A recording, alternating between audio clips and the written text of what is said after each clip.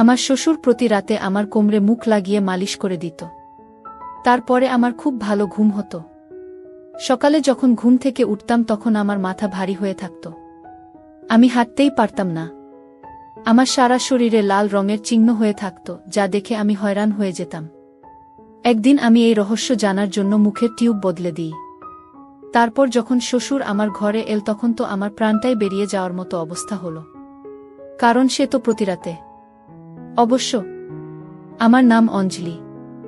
আমার একটি মধ্যবিত্ত পরিবারে বিয়ে হয়েছিল, যেখানে আমার বর ছাড়াও আমার শ্বশুর, শাশুড়ি, ভাসুর, যা আর যা এর একটি যুবতী মেয়ে ছিল। আমার শ্বশুর বাড়িতে কোনো কিছুর অভাব ছিল না। বিয়ের পর শ্বশুর বাড়িতে এসে আমি অনেক সুখেই ছিলাম।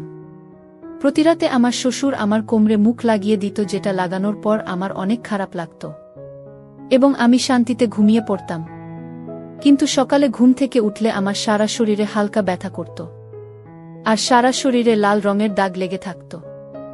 এই চিহ্ন কেন হতো আমার শ্বশুরের উপর সন্দেহ হয়। আর পরের দিন আমি মুখের টিউবটা বদলে দিই আর আমি ঘুমানো নাটক করি। সবে মাত্র 15 মিনিট হয়েছিল। এর মধ্যে আমার শ্বশুর এমন কিছু করা শুরু করে যেটা দেখে আমার গায়ের লোম খাড়া হয়ে যায়। আমার পড়াশোনা শেষ হতেই মা বাবা আমার বিয়ে দিয়ে দেয়। আমার বিয়ে আমার বাবার এক বন্ধুর ছেলের সাথে হয়েছিল। আমার শ্বশুর আমার বাবার খুব ভালো বন্ধু ছিল। তাদের বন্ধুত্ব ছোটবেলা থেকেই ছিল। কিন্তু আমি আমার শ্বশুরকে বিয়ের সময়ে প্রথমবার দেখেছিলাম। কারণ তাদের বন্ধুত্ব তাদের বিয়ে হয়ে যাওয়ার পর অতটা গভীরভাবে ছিল না। তারা খুব কম একে অপরের সাথে দেখা করত। কিন্তু একদিন যখন আমার বাবা হঠাৎই তার বন্ধু ছেলেকে, মানে আমার বরকে দেখে, তখন তাকে ভীষণ পছন্দ করে। আমার বাবা তখনই তার বন্ধুকে তার ছেলের বিয়ের ব্যাপারে কথা বললে আমার শ্বশুর বলে যে আমি নিজেই ছেলের জন্য সম্বন্ধ দেখছি। তখন আমার বাবার আমার কথা মনে পড়লে আমার ব্যাপারে আমার শ্বশুরকে বলে ছেলের বাড়ির লোকেরা আমাদের বাড়িতে আমাকে দেখতে এলে তারা এক দেখাতেই আমাকে পছন্দ করে দেয়। এভাবেই আমার বিয়ে হয়ে যায় আর আমার বাবা আর আমার শ্বশুর পুরনো বন্ধুত্ব আবার নতুন হয়ে ওঠে। আর এইভাবে আমি বিদায় নিয়ে শ্বশুরবাড়িতে চলে আসি। আমার শ্বশুর শাশুড়ি আমার সাথে খুব ভালো ব্যবহার করত। আমার যাও আমার সাথে একদম মনের মতো ব্যবহার করত। জায়ের মেয়ে তো আমার বন্ধুর মতো হয়ে গেছিল। আমি আমার শ্বশুরবাড়ির লোকের সাথে খুব তাড়াতাড়ি মানিয়ে নিয়েছিলাম আর তাদের ব্যবহারও ভালোভাবে বুঝে গিয়েছিলাম এবং সেখানে আমি খুব ভালো ছিলাম। আসি আমার অনেক খেয়াল রাখত। সে একজন ভালো মানুষ ছিল। বিয়ের 4 মাস পর আমার বর কি কাজের জন্য অন্য শহরে যেতে হয়। সে আমাকে বলেছিল যে সে 1 মাসের ছুটি পেয়েছে, কিন্তু কোনোরকমে সে আরও 1 সপ্তাহ ছুটি বাড়িয়েছে। এর বেশি সে পাবে না। আমার বর চলে যাওয়ার পর আমি অনেক উদাস হয়ে গিয়েছিলাম যে আমি একা কি করে থাকব। এটা ভেবেই আমি কাঁদছিলাম। আমি অনেক চিন্তিত হয়ে যেতাম। ভগবান স্বামী স্ত্রীর সম্পর্কটা এমনভাবে তৈরি করেছেন যে যদি একে অপরের থেকে দুজন দূরে থাকে তো সেই দূরত্ব কেউই মেনে নিতে পারে না। আমার তো সবেমাত্র বিয়ে হয়েছিল, সবে মাত্র 4 মাসেই তো কাটিয়েছিলাম। আমি নিজের বরকে ছাড়া থাকতে পারবো না। কিন্তু আমার বরের চলে যাওয়ার দিনও তাড়াতাড়ি চলে এসেছিল। আমার বর কাজের জন্য 3 মাসের জন্য শহরের বাইরে চলে গিয়েছিল। সে চলে যাওয়ার পর আমি সারাদিন উদাস থাকতাম। কারো সাথে ঠিক করে কথাই বলতাম না। আমার শাশুড়ি আর যা আমাকে অনেক সান্ত্বনা দিত। আমার চায়ের মেয়ে ও সবসময় আমাকে হাসানোর চেষ্টা করত।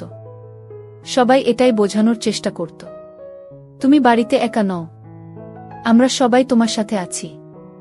নিজের শ্বশুর বাড়ির লোকেদের এত ভালোবাসা দেখিয়ে আমার খুব ভাল লাগত। আমার বর রোজ আমাকে ফোন করত আর আমাকে বোঝাত ধীরে ধীরে আমি স্বাভাবিক হয়ে যায়। আমার বরের যাওয়ার সবে মাত্র 10 দিন হয়েছিল, কিন্তু আমার সাথে অদ্ভুত ঘটনা ঘটছিল। এমন কিছু হচ্ছিল যেটা আমি বুঝতে পারছিলাম না যে আসলে আমার সাথে কি হচ্ছে। আমি কাউকে কিছু বলতে পারছিলাম না, কারণ আমি নিজেই বুঝতে পারছিলাম না। আমরা রাতে চা খেতে, তারপর শুনতাম আমার যা সবার জন্য চা বানাত আর সবার ঘরে পৌঁছে দিত, আর সবাই যে যার মতো চা খেয়ে নিত। একদিন রাতে আমি নিজে চা খেয়ে তাড়াতাড়ি শুয়ে পড়ি, কারণ খুব ঠান্ডা লাগছিল। আর বিয়ের আগে থেকেই আমি চা ভীষণ পছন্দ করতাম। এখন আমার ঘুম পাচ্ছিল। আমি যখন চা খেয়ে শুয়ে পড়ি, ঘুমিয়ে যাই। তারপর আমি বুঝতে পারি না কখন সকাল হয়ে যায়। সকালে যখন ঘুম থেকে উঠি তখন ঘরে অদ্ভুত একটা গন্ধ পাওয়া যাচ্ছিল। যখন ঠিকঠাক ঘুম ভাঙার পর আমি বুঝতে পারি যেটা মুখের গন্ধ। আমি ঠিক করে চোখ খুলে যখন দেখি তখন সেখানে এরকম কিছু ছিল না। কিন্তু যখনই আমার নজর আমার হাতের দিকে পড়ে তখন আমি আশ্চর্য হয়ে যাই। আমার হাতে লাল লাল চিহ্ন ছিল। আমি আমার হাত আর পা খুব ভালোভাবে দেখি, আমি কিছুতেই মনে করতে পারছিলাম না। শোয়ার সময় কখনই মুখ লাগলাম, আমার সারা শরীরে খুব বাজেভাবে লাল লাল দাগ হয়ে গিয়েছিল।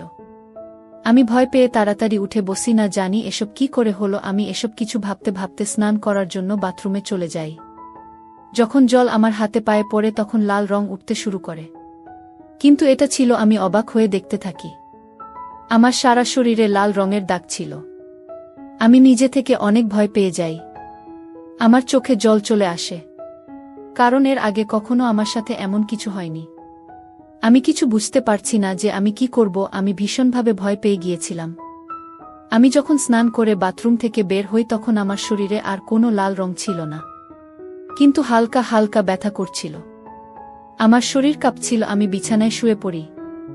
আমার মনে অনেক অদ্ভুত অদ্ভুত চিন্তা ছিল যে লাল রং এভাবে আমার শরীরে কেন গিয়েছিল। তখন আমি চিন্তা করি যে কেউ আমার সাথে ইয়ার্কি করছে না তো, রাতে আমাকে কি পিঁপড়ে কাছে, না জানি আমি কি ভাবছিলাম। এই আর কি আমার চায়ের মেয়ে জিম্মি করে নিত। আমি এটাই ভেবে নিজেকে সান্ত্বনা দিচ্ছেন যে হয়তো কেউ মজা করেছে। আমার শরীরে খুব একটা ব্যথা বা অসুবিধা ছিল না।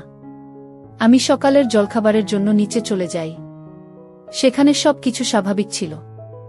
সবাই জলখাবারের টেবিলে বসে আমার জন্য অপেক্ষা করছিল। আমার উদাস মুখ দেখে আমার শাশুড়ি জিজ্ঞেস করে, কি হয়েছে বৌমা, তোমাকে উদাস লাগছে? আমি বলি, না না, এমন কোনো ব্যাপার না, আমি উদাস নই, আমি একদম ঠিক আছি। কিন্তু তাদের কাউকে দেখে এমন মনে হচ্ছিল না যে কেউ আমার সাথে ইয়ার্কি করছে। আমার শ্বশুর আমার দিকে তাকিয়ে হেসে বলল, কি হয়েছে বৌমা, তোমার মুখের রং ফিকে লাগছে। আমি এটাই বলি যে কিছু না, রিতেশের কথা মনে পড়ছে, এই জন্য হয়তো উদাস মনে হচ্ছে। রিতেশ আমার বরের নাম। সবাই আমাকে সান্ত্বনা দেয় যে চিন্তা করো না, সব ধীরে ধীরে ঠিক হয়ে যাবে। আমি সবাইকে জিজ্ঞাসা করতে চাইছিলাম যে কি আমার হাতে এইসব লাল রং দিয়েছিল। আমার হাতে এখন হালকা হালকা লাল রঙের দাগ ছিল, আর বাকি রঙগুলোর হয়েছিল। আমি তাদের প্রশ্ন করার বদলে তারাই আমাকে প্রশ্ন করতে থাকে।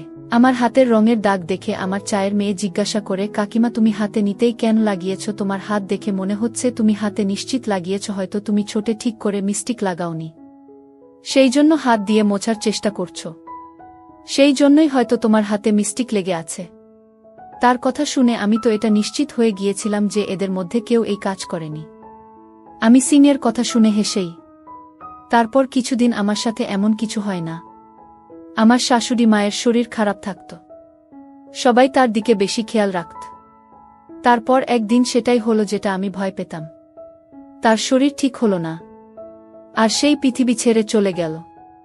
আমার শাশুড়ি অনেক ভালো মনের মানুষ ছিল। আমার সাথে যতদিন ছিল কোনোদিন কোনোরকম খারাপ ব্যবহার করেনি আমার সাথে, আর না কখনো নিজের বড় বোনের সাথে কোনো দিন খারাপ ব্যবহার করেছে। আমরা দুজন শাশুড়ি মাকে অনেক ভালোবাসতাম। সেও আমাদের নিজের মেয়ের মতোই দেখত। আমার শাশুড়ির কোনো মেয়ে ছিল না, কিন্তু সে তার বন্ধুদের মেয়ের মতো দেখত। কিন্তু হয়তো তার জীবন এতটুকুই ছিল। আমার শাশুড়ির মৃত্যুর জন্য আমার বর বাড়ি ফিরে আসে। আমি তাকে অনেক সান্ত্বনার ভরসা দিই, কারণ তার মায়ের আচমকা মৃত্যুতে সে অনেক ভেঙে পড়েছিল। কিন্তু তার কাজে তাকে একদিন না একদিন ফিরতেই হবে। আমার শাশুড়ির মৃত্যুর 10 দিন পর সে আবার নিজের কাজের জায়গায় ফিরে যায়। আমার সাথে ঘটে যাওয়া আগের ঘটনা আমি প্রায় ভুলেই গেছিলাম। সেই কথা আমার মাথা থেকে একদম বেরিয়ে গিয়েছিল, সেই লাল রং আর মুখের গন্ধ। আমার শাশুড়ির মৃত্যুর পর সারা বাড়ি একদম নিস্তব্ধ হয়ে গিয়েছিল। দুঃখ অনেক হচ্ছিল, কিন্তু সবকিছু তো আমাদের হাতে থাকে না। যে যাওয়ার তাকে হাজারো চেষ্টা করেও আটকে রাখা যায় না। সবাইকে ফাঁকি দিয়ে সে ঠিক চলে যায়। সবাই ধীরে ধীরে স্বাভাবিক জীবন যাপন করতে শুরু করেছিল। একদিন আমার কোমরে অনেক ব্যথা করছিল। আমার শ্বশুর আমার মুখ দেখে জিজ্ঞেস করে, কি হয়েছে, তোমার শরীর ঠিক আছে তো? তখন আমি আমার শ্বশুরকে বলি, তেমন কিছু নয়, শুধু আমার কোমরে ভীষণ ব্যথা করছে। আমার শ্বশুর আমার পাশে এসে বসে আর মাথায় হাত দিয়ে বলে, যদি খারাপ না ভাবো তবে একটা কথা বলবো, আমি তোমার কোমরে মুখ লাগিয়ে দিচ্ছি, এতে তোমার কোমরের ব্যথা ঠিক হয়ে যাবে। আমার শ্বশুরের এমন কথা শুনে অস্বস্তিতে পড়ে যাই। আমি বলি যে না, আমাকে দাও, আমি মুভ লাগিয়ে নেব, তোমাকে দিতে হবে না। কিন্তু শেষে বলতে থাকে, এতে খারাপের কি আছে? তুমিও তো এই বাড়ির সদস্য, এইটুকু তো আমি তোমার জন্য করতে পারি। তোমার শাশুড়ির কোমরে অনেক ব্যথা করত, আমি রোজ তার কোমরে মুখ লাগিয়ে ভালো করে মালিশ করে দিতাম আর কোমরের ব্যথা এক চুটকিতে গায়েব হয়ে যেত। তোমার শাশুড়ি বেঁচে থাকা অবস্থায় আমার খুব প্রশংসা করত। বলতো, যদি কারো কোমরে ব্যথা হয় তবে যেন আমার কাছে মালিশ করাতে আসে, তাহলে তার কোমরের ব্যথা এক্কেবারে সেরে যাবে। আমার শ্বশুর উদাস হয়ে বলে, কিন্তু তুমি তোমাকে ভুল ভাবছ, আমি তার মনে আঘাত দিতে চাইনি। অবশেষে আমি মেনে নিই। সেদিন বাড়ির সবাই মন্দিরে গিয়েছিল, শুধু আমি আর আমার শ্বশুর বাড়িতে ছিলাম। কোমরে ব্যথার জন্য আমি মন্দিরে যেতে পারিনি। আমি শুয়ে পড়ি আর আমার শ্বশুর মুখ নিয়ে এসে আমার কোমরে লাগিয়ে দেয়। সে অনেক ভালো করে মালিশ করছিল আর আমি অনেক আরাম পাচ্ছিলাম। মালিশ হয়ে যাওয়ার পর সে হেসে জিজ্ঞেস করে বলল, এখন কেমন লাগছে? আমিও হেসে উত্তর দিই, তুমি তো অনেক ভালো মালিশ করতে পারো। আমার কোমরের ব্যথা তো একদম ঠিক হয়ে গেল। সে বলে, দেখো, এই মুখ দিয়ে আমি তোমার পায়ে মালিশ করে দিই, দেখো তোমার আরাম লাগবে। আমি কিছু বলার আগেই সে নিজের হাতে আমার পায়ে মালিশ করতে শুরু করে। আমি চুপ হয়ে গেলাম। মুখের গন্ধ অনেক দিচ্ছিল। আমার শ্বশুর মালিশ করে চলে যায় আর সবাই মন্দির থেকে ফিরে আসে। আর আমার একটু অদ্ভুত লাগছিল, এত আরাম, এত শান্তি লাগছিল যে আমার ঘুম পেয়ে যায়। আমি কখনো গভীর ঘুমে ঘুমিয়ে পড়ি সেটা জানতেও পারি না। আমার অনেক আরামের ঘুম পাচ্ছিল সেই রাত্রে। আমি অনেক শান্তিতে ঘুমাই। যখন চোখ খুলি তখন আমি অনুভব করি যে আমার ঘরে কেউ আছে। আমি চাইছিলাম চোখ খুলে রাখতে, কিন্তু আমার এত ঘুম পাচ্ছিল আমি ঠিক করে কিছু দেখতে পারছিলাম না। কিন্তু সকাল হতেই আমি খুব বাজেভাবে ভয় পেয়ে যাই। অনেকবার আমি নিজেকে উঠে আনার চেষ্টা করি, কিন্তু সেটাই হলো যেটা দেখে আমি আবারও ভয় পেয়ে গেলাম। আমার হাতে পায়ে সেই একই লাল রঙের দাগ ছিল আর একই রকমভাবে মুখের গন্ধ এমনভাবে আসছিল যেন রাতে মালিশ করা হয়নি, বরং কিছুক্ষণ আগেই মালিশ করা হয়েছে। কিন্তু আমার ভালোভাবে মনে ছিল যে মুখ দিয়ে মালিশ থাকতেই করা হয়েছে। তাহলে এত মুখের গন্ধ কোথা থেকে আসছিল? আমি যখন বাথরুমে গিয়ে নিজের সারা শরীর দেখি তখন আমার পুরো শরীরে লাল রঙের দাগ ছিল। আবারও একবার আমার সাথে এরকম ঘটনা দেখে আমি কাঁদতে শুরু করি। সারা শরীর থেকে লাল রং তোলার জন্য আমি সারা শরীরে জল ঢালতে শুরু করি। আমি খুব ভয় পেয়ে গিয়ে ভাবতে থাকি, এটা কি করে হতে পারে? আমার হাত পা এবং সারা শরীরে এই লাল রঙকে করে আসছে। এই রং আমার গায়ে কে এভাবে দিচ্ছিল সেটা আমি কিছুতেই বুঝতে পারছিলাম না। আমার মাথায় অনেক অদ্ভুত অদ্ভুত চিন্তা ভাবনা আসতে শুরু করে। আমি ভাবছিলাম হয়তো অন্য কেউ আমার সাথে এরকম করছিল। আমি এমনিতেই অনেক ভীতু ছিলাম। যখন মনে হলো এই কাজ অন্য কোনো ব্যক্তি, তখন আরও ভয় লাগতে শুরু করে। আমি এটাই ভাবতে থাকি, আমার ঘুমিয়ে পড়ার পর কি আবার শরীরে ভাবে লাল রং দিত, আর কিভাবেই বা এই লাল রং লাগায় যে আমি বুঝতেও পারি না। কিন্তু যখন আমি বাথরুমে গিয়ে রং ধুয়ে দিই তখন সেই রংগুলো উঠেও যায়। কিছু কিছু জায়গায় হালকা হালকা দাগ থেকে যায়। আবার মন চাইতো যে এই ব্যাপারে বরকে জানাতে, আসলে আমার সঙ্গে কি হচ্ছে এসব ভেবে আমার মাথায় অনেক ব্যথা হতে শুরু করে আর আমার শরীর খারাপ হতে শুরু করে। আমি নিজের কাজ করে ঘরে এসে ওষুধ খাওয়ার জন্য এর খুলি। যখন আমি ওষুধ খাওয়ার জন্য এটা খুলে দেখি তখন সেখানে মদের প্যাকেট পড়েছিল, অনেকগুলো হয়েছিল সেখানে, সেই জন্যই মুখে এত গন্ধ বেরোচ্ছিল আমার ঘর থেকে। কিন্তু ভাবনার বিষয় এটাই ছিল যে এতগুলো মুখের প্যাকেট এলো কোথা থেকে? আমার কাছে শুধু একটা মাত্র মুখের টিউব ছিল। আমি তো কখনো এতগুলো মুখের টিউব কিনি আর না। আমি এত বেশি মুখ কখনো ব্যবহার করি। আর রাতে যে মুখটা লাগিয়েছিলাম সেটা তো শ্বশুর নিজের ঘর থেকে নিয়ে এসেছিল। তাহলে এতগুলো মুখ কি করে এলো? এত কিছু ভাবনার জন্য আমি এটাই বলেছিলাম যে আমি ওষুধ খাওয়ার জন্য জোর করেছিলাম। কিন্তু মুখের গন্ধ এতটাই তীব্র ছিল যে দূর থেকেই দেখতে পেয়েছিলাম। মুখের গন্ধ নাকে আসার জন্য আমার মাথা ঘুরতে শুরু করে। আমি সেই মুখের প্যাকেটটাকে ওইখানে রেখে ভাবতে থাকি, এটা কি রকম মুখ যার গন্ধটা অন্যরকম? আর ওই তোমার ঘরে হঠাৎই চমকে যায়। তখন আমি নিজের হাত ও পায়ের দিকে দেখি। আমার হাত পায়ে সেই লাল রং ছিল, তার হাত থেকে মদের তীব্র গন্ধ আসছিল। আমি অনেক বেশি ভয় পেয়ে গেলাম এই ভেবে যে আমার সাথে এসব কি হচ্ছে। আমার শরীরে লাল রং কিভাবে লেগে গেল? মুখের প্যাকেট থেকে মনে হচ্ছিল যে কেউ এটা নিজের জন্য ব্যবহার করেছে, তারপর আমার উপর ব্যবহার করেছে। আমি ঘর থেকে বেরিয়ে যাই আর স্বাভাবিক আচরণ করতে থাকি। তারপরই রান্নাঘরে গিয়ে খাবার বানাই আর সারাদিন কোনো না কোনো কাজ করে দিনটা কাটিয়ে দিই। কিন্তু আবার অনেক চিন্তা হচ্ছিল। আমি ভেবেছিলাম হয়তো আজ রাতে আমার সাথে রকম কিছু হবে না। কিন্তু আমার ধারণা ভুল প্রমাণিত হয়। পরের দিন সকালে যখন ঘুম থেকে উঠি তখন আবারও আমার সারা শরীরে লাল রং ছিল আর হাত পা হালকা হালকা ব্যথা করছিল। এসব দেখে আমি জোরে চিৎকার করে উঠি। আমি চিৎকার করে সারা বাড়ি আমার চিৎকারে ভেসে ওঠে। আমার চিৎকার শুনে আমার যা ও চায়ের নিয়ে সিম্মি আমার ঘরে চলে আসে। আমার সারা শরীরে লাল রং দেখে তারাও হয়রান হয়ে যায়। তার সারা শরীরে সেই লাল রংগুলো ভালোভাবে দেখতে শুরু করে।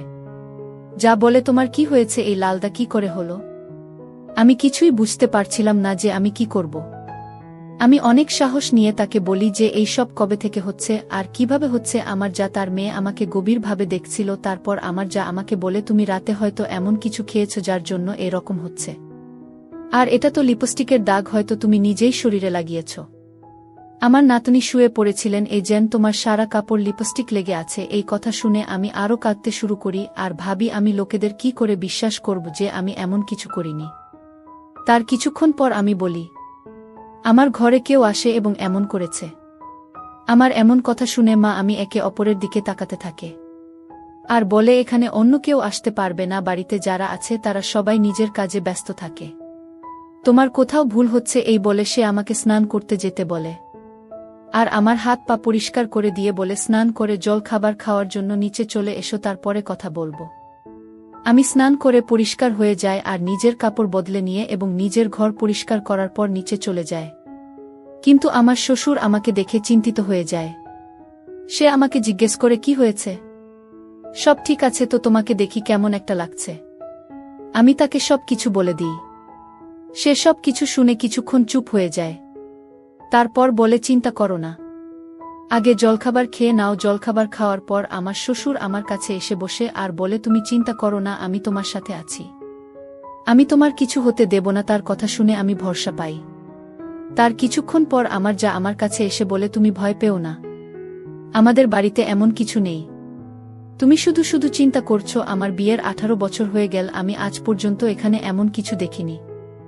না কখনো এমন কিছু হয়েছে যেটাতে তোমার সাথে হচ্ছে, এবং আমার শাশুড়ির সাথে এমন কিছুই কখনো হয়নি। তাহলে তোমার সাথে এটা কি করে হতে পারে? তোমার ঘরে কেউ আসছে আর তুমি বুঝতে পারছো না? এমনটাও তো হতে পারে না, তুমি হয়তো নিজেই নিশ্চিত লাগাও, সেটাই হয়তো তোমার হাতে ছড়িয়ে যায়। এই জন্য তুমি বুঝতে পারো না, তুমি হয়তো ভুলে যাও আর তুমি ঘুমিয়ে পড়ো। এটা শুধু তোমার মনের ভুল আর কিছুই না। আমি চায়ের কথা শুনে তার দিকে তাকাই আর তাকে বলি, তুমি কি করে জানলে যে এটা আমার মনের ভুল? আর এত বড় কথা আমি কি করে ভুলে যাব? তারপর আমার যা আমাকে বোঝানোর চেষ্টা করে, কিন্তু আমি কি করে মেনে নেব? কারণ যেগুলো আমার সাথে হচ্ছিল সেগুলো অনেক অদ্ভুত ছিল।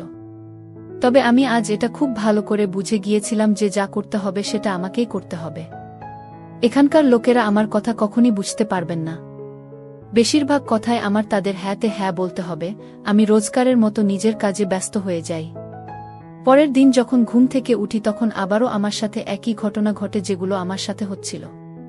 আমার সারা শরীরে লাল রঙের দাগ ছিল, সারা ঘর থেকে মুখের গন্ধ আসছিল। কিন্তু আজ আমার একটু অবাক লাগে না, বরং রাগ হয়। আমার মনে হচ্ছিল যে কোনোভাবে হোক সত্যিটাকে জানতে হবে যে আমার সাথে এসব কি হচ্ছে, কেন হচ্ছে, আর কে সব করছে, কে আছে সব কাজের পিছনে যে আমাকে এভাবে বারবার বিরক্ত করছে।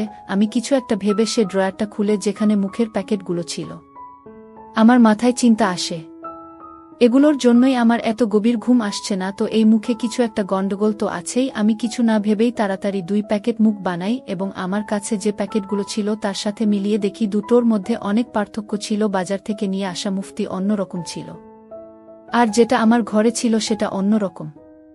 তারপর আর ড্রেজিং মুখগুলো ছিল, সেগুলো সরিয়ে আমারা না মুখগুলো রেখে দিই। না জানি সমস্ত কাজ কি করছিল। এবার আমি এসব জানতে চাই। যেভাবে রাত বাড়ছিল, সত্যি জানার আগ্রহ আমার মধ্যে ততই বেড়ে যাচ্ছিল। অবশ্য রাত হলে সবাই একসাথে খাবার খেয়ে যে যার ঘরে ঘুমানোর জন্য চলে যায়। আমি নিজের ঘরে যাওয়ার সাথে সাথে জেনে বুঝে ঘুমানো নাটক করি, কারণ আজ রাতে যে কোনো ভাবেই হোক সেই লোকটার কথা আমাকে জানতে হবে যে রোজ রাত্রে আমার সাথে সব করত। আজ রাত্রে ঘুমানোর নয়, বরং জেগে থেকে সমস্ত সত্যি জানার। রাত 12টা বাজার সাথে সাথে হঠাৎই আমার ঘরের দরজা খুলে যায় এবং আমার শ্বশুর আমার ঘরে আসে। আমি আস্তে আস্তে চোখ খুলে সব কিছু দেখতে পাচ্ছিলাম।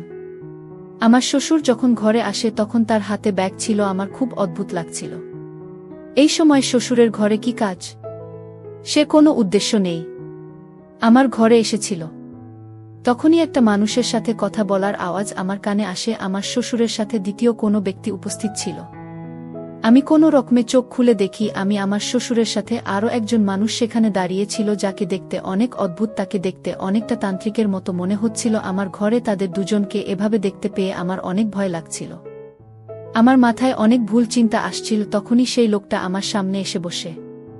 আমি আমার নাটক চালু রাখি আর এমন অভিনয় করছিলাম যাতে আমাকে দেখে মনে হচ্ছিল আমি গভীর ঘুমে ঘুমিয়ে গেছি। আমার চোখ বন্ধ ছিল। সেই লোকটা আমার শ্বশুর কিছু একটা বলছিল, আর শ্বশুর তার কথা শুনে আমার সোজাসুজি এসে বসে পড়ে আর মুখ বের করে আমার পায়ে লাগাতে থাকে। হয়তো সেই মুখ লাগা ছিল যেটা ড্রয়ারেই রেখেছিলাম। তারপর শ্বশুর সেই মুখটা আমার সারা শরীরে লাগাতে শুরু করে। আমি মুখের অনেক তীব্র গন্ধ পাচ্ছিলাম। সেই সব কিছু আমি খুব ভালোভাবে অনুভব করছিলাম। আমার মন করছিল যে আমি উঠে বসি আমার শ্বশুরকে একটা চড় মারি, কারণ সে আমার শাড়ির ভিতর দিয়ে আমার সারা শরীর মুখ লাগাচ্ছিল। মন করছিল জোরে জোরে চিৎকার করে বাড়ির সবাইকে ডেকে বলি যে এই মানুষগুলো আমার সাথে এমন করছিল, কিন্তু আমি এখন এমন কিছু করতে পারবো না। তখন সেই লোকটা বলে যে এই মুখ লাগানোর পর সে বেহুশ হয়ে যাবে, কারণ এটা মুখ নয়, এটা একটা ওষুধ। এর মধ্যে আমি এমন একটা কিছু মিশিয়েছি যেটা শরীরে মালিশ করার পর তার গন্ধ নাকে গেলে মানুষ অজ্ঞান হয়ে যাবে, আর এই ওষুধের জন্য তার শরীর অবশ হয়ে যাবে, সে কিছু অনুভব করতে পারবে না। এর গন্ধ আমাদের নাকে আসবে না, কারণ আমরা নাক ঢেকে আছি। লোকটার কথা শুনে আমি বুঝতে পারি এই জন্য আমি অজ্ঞান হয়ে যেতাম, আর আমি কিছু অনুভব করতে পারতাম।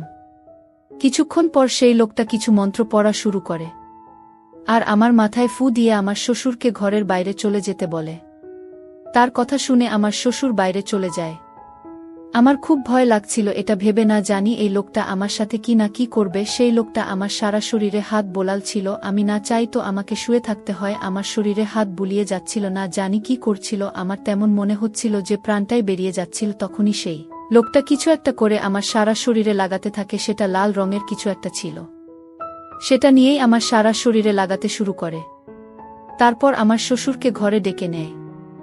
আমার শ্বশুর যখন ঘরে আসে বলে, ব্যাস আর 2 দিন বাকি, তার সাথে আমার চিকিৎসা আরও 2 দিন করতে লাগবে, তারপর তোমার বউ তোমাকে ভালোবাসতে শুরু করবে।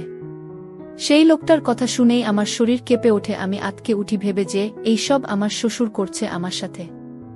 এসব কথা শুনে আমার শ্বশুর জোরে জোরে হাসতে থাকে আর বলে, আমি তো এটাই চাই, আমার বৌমা আমার উপর পাগল থাকুক, আমার ছেলেকে ছেড়ে আমাকে ভালোবাসো, আমি মেয়েটাকে ভীষণ ভালোবাসি।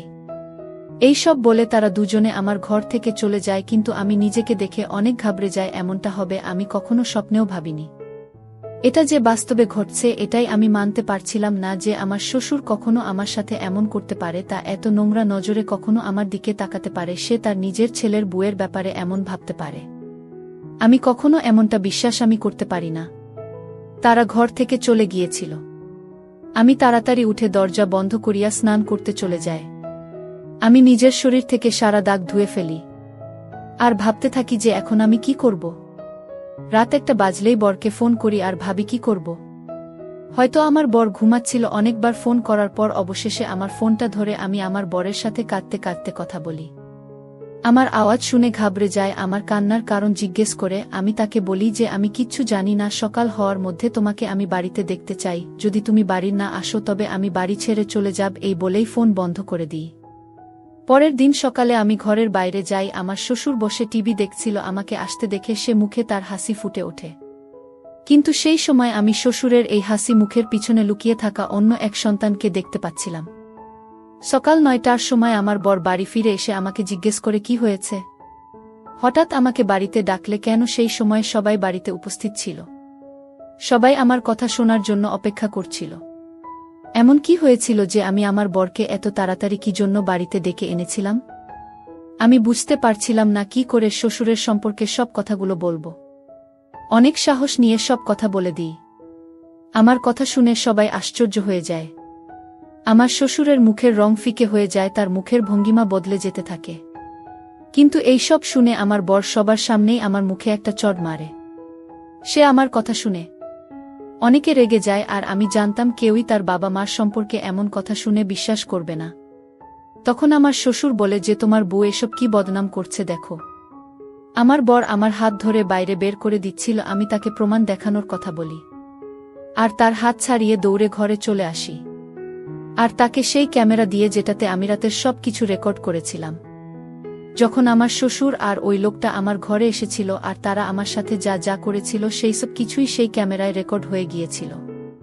সেই ভিডিও দেখেই আমার বড় লজ্জায় মাথা নিচু করে নেয়। বাড়ির সব লোক সেই ভিডিও দেখছিল। তারপর আমার শ্বশুর মাথা নিচু করে দাঁড়িয়েছিল। আমার শ্বশুর আর আমার বরের পা ধরে ক্ষমা চাইছিল, বলছিল আমাকে ক্ষমা করে দাও।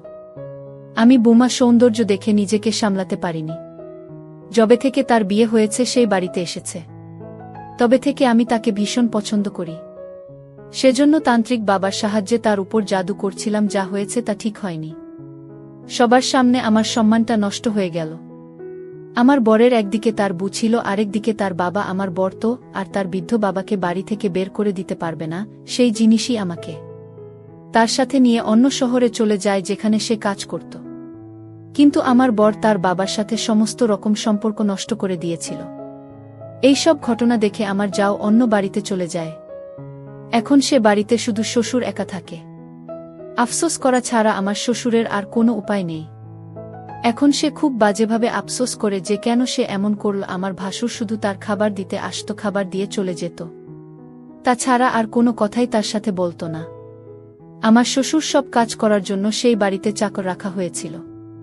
আমি আমার বোনের সাথে অন্য শহরে সুখেই আছি। কিন্তু আজও আমার শ্বশুরের এই রকম নোংরা কাজের কথা ভেবে আফসোস হয়। সেটা মুখ ছিল না, তাতে কোনো ভুল ওষুধ মেশানো থাকত, যেটা আমার শরীরে লাগানোর সাথে সাথেই আমার আর কোনো হুঁশ থাকত না। আর তান্ত্রিক বাবা আমার সারা শরীরের উপর লাল রং লাগিয়ে দিত। আমার অজ্ঞান হয়ে যাওয়ার পর তাতে আমার সাথে কি করত আমি কিছুই বুঝতে পারতাম না। সেসব আমার জন্য অনেক ভয়ঙ্কর ছিল। আমার বর আমাকে কথা দিয়েছে যে কোনো পরিস্থিতিতেই আমাকে একা ছাড়বে না, সব সময় আমার খেয়াল রাখবে। এখন আমি আমার বরের সাথে অনেক সুখী।